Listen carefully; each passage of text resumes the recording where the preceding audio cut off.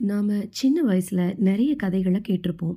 ராஜா ராணி கதைகள், நீதி கதைகள், மாரல் ஸ்டோரீஸ் அப்படின்னு நிறைய சொல்லுவாங்க.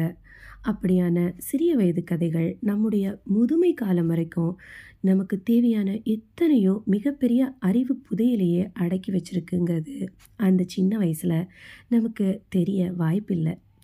என்னடா இவங்க சின்ன வயசு ஸ்டோரி சொல்ல போகிறாங்களா அப்படின்னு யோசிக்கிறீங்க. சரிதாங்க.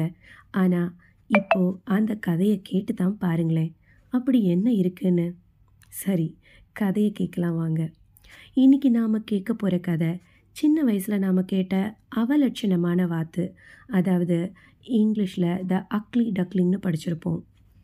ஒரு பண்ணையில் விவசாயி ஒருத்தர் வாத்துகளை வளர்த்துட்டு வந்தார். ஒரு வாத்து 9 முட்டைகளை இட்டது. அதை அடைக்காத்தும் வந்தது. விவசாயி ஒரு நாள் அவர் பண்ணைக்கு அருகில் இருக்கிற ஆற்றுல இருந்து ஒரு முட்டை தனியாக இருக்கிறத பார்த்து அதை எடுத்துட்டு வந்து அந்த வாத்துடைய முட்டைகளோட சேர்த்து வச்சிட்டாரு. மற்ற முட்டையோட சேர்த்து வாத்து அந்த முட்டையும் அடகாத்துச்சு. ஒரு நாள் எல்லா முட்டைகளும் பொரிய ஆரம்பிச்சது. ஒவ்வொரு வாத்து குஞ்சும் முட்டைகளை உடைச்சிக்கிட்டு வெளியே வந்தது.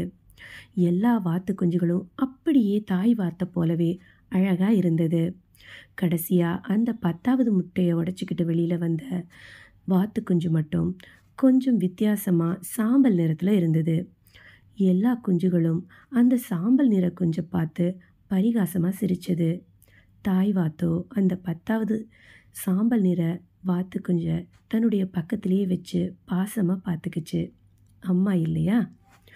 ஆனால் இந்த வித்தியாசமான வாத்து குஞ்சுக்கோ தன்னுடைய சகோதர சகோதரிகளோடு சேர்ந்து நீந்தணும், விளையாடணும் அப்படின்னு ரொம்ப ஆசைப்பட்டது. எப்பவுமே அந்த கூட்டத்தோடு சேரணும்னு பின்னாடியே போகும். ஆனால் மற்ற வாத்து குஞ்சுகளும் எப்பவும் இதை ஓரமாக ஒதுக்கி வச்சுக்கிட்டே இருப்பாங்க.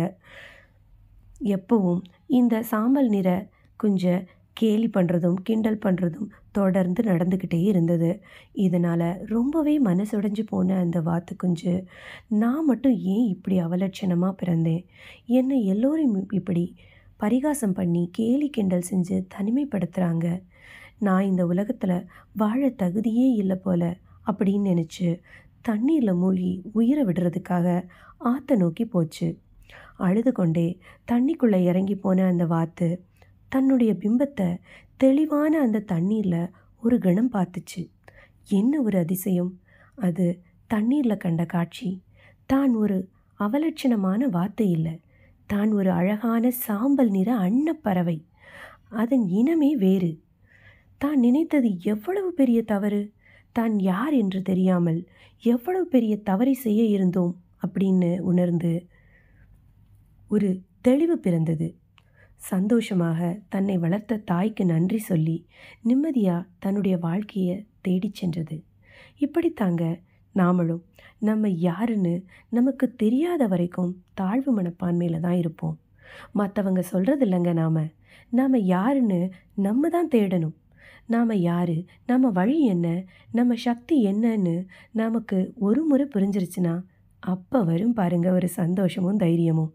அதுக்கப்புறம் இந்த உலகமே நமக்கு தான். இந்த சிறு பிள்ளைகள் கதை எவ்வளோ பெரிய விஷயத்த சொல்லிடுச்சு இல்லை? நன்றி.